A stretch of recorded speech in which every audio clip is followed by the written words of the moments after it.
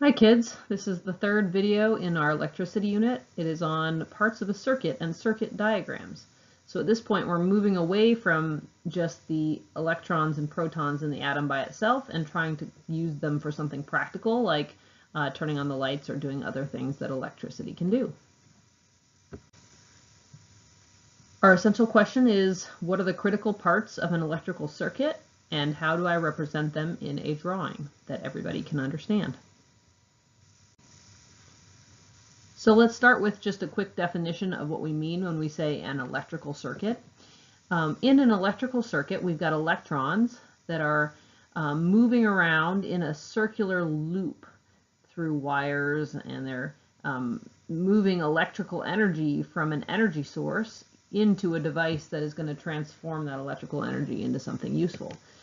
This is a very simple circuit with just a light bulb and a battery. So the electrons move around that loop of wire and they're going to turn the electrical energy in the battery into something useful like light.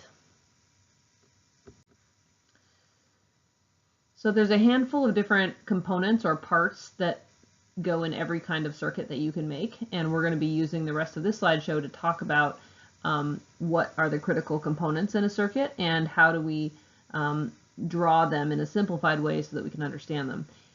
The first is the energy source. So obviously every circuit has to have something in it that's going to provide this electrical energy to the electrons.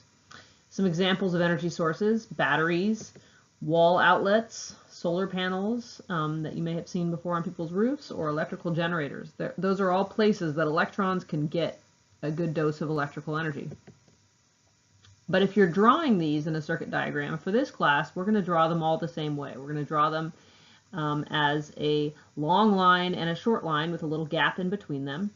And the long line is known as the positive side of the energy source. On a battery, that's the side with the little pointy thing on it.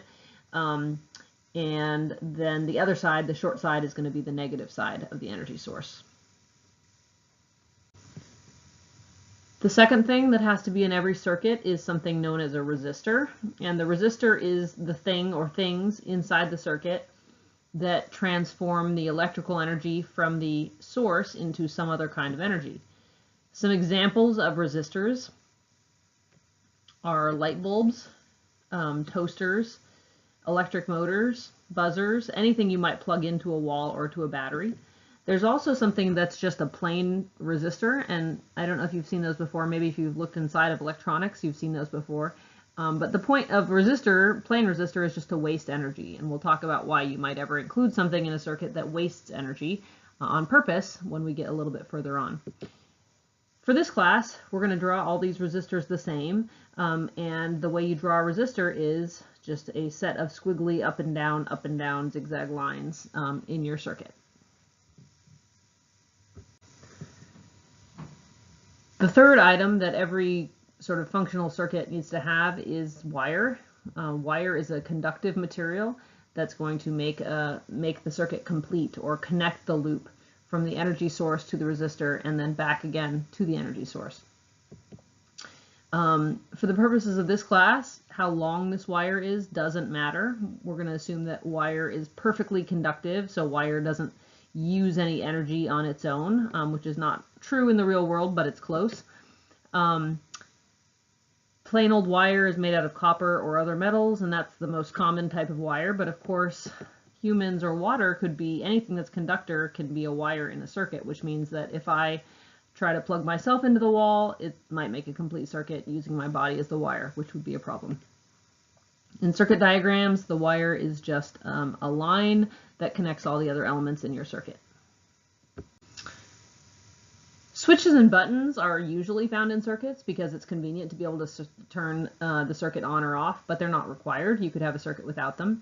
And switches and buttons have two states. We call one of the states open. An open circuit is one where the wire has been disconnected, or closed means the wire has been connected.